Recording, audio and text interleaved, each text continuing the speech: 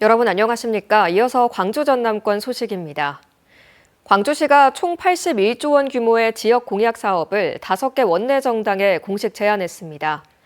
이상갑 광주시 문화경제부 시장 등은 민주당, 국민의힘, 조국혁신당, 개혁신당과 진보당 광주시당을 찾아 광주시 대선 공약 보고서를 전달하고 적극적인 반영을 건의했습니다.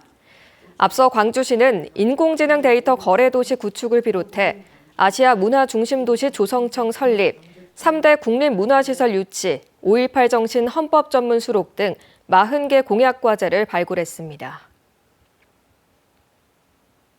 광주 시민단체 180여 곳이 모인 광주 비상행동은 사회개혁을 논의하는 토론회에 민주당이 불참한 것에 대해 유감을 표명했습니다. 비상행동은 오늘 오전 성명서를 내고 4,000명 광주 시민과 각계 전문가가 개혁 과제를 도출했지만 민주당은 최근 내란 청산이 먼저라는 입장을 냈고 토론에도 불참했다며 이같이 밝혔습니다.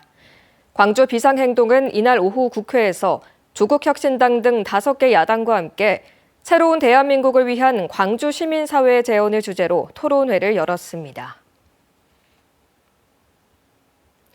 대통령 탄핵 국면 속에서 광주 전남의 고용 지표가 악화한 것으로 나타났습니다. 호남지방통계청이 발표한 3월 고용 동향에 따르면 1년 전에 비해 취업자 수가 광주는 19,000명, 전남은 12,000명 줄었습니다. 특히 임시직과 일용직은 증가한 반면 상용 근로자는 10,000명 이상 줄어든 것으로 나타났습니다.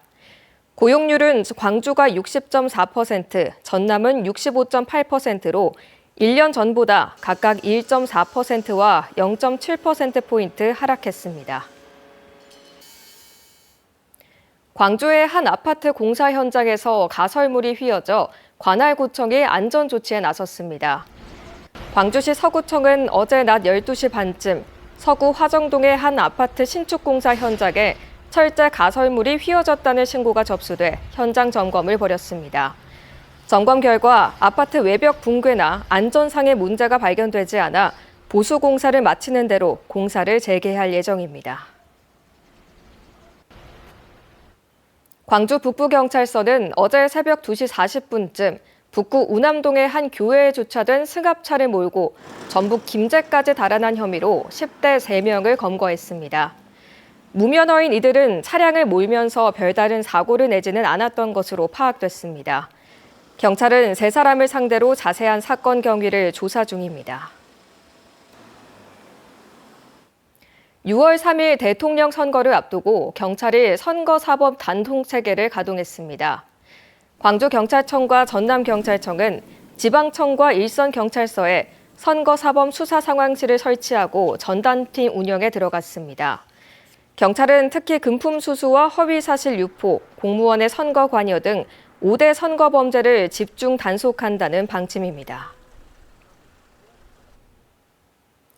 제17회 여성장애인 폭력 추방 주간 캠페인이 오늘 광주에서 열렸습니다.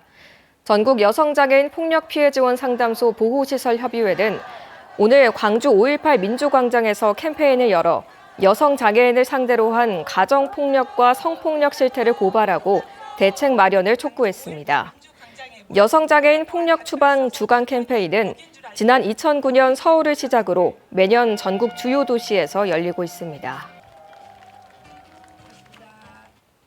광주시가 830명 규모의 청년 구직활동수당 참가자를 모집합니다.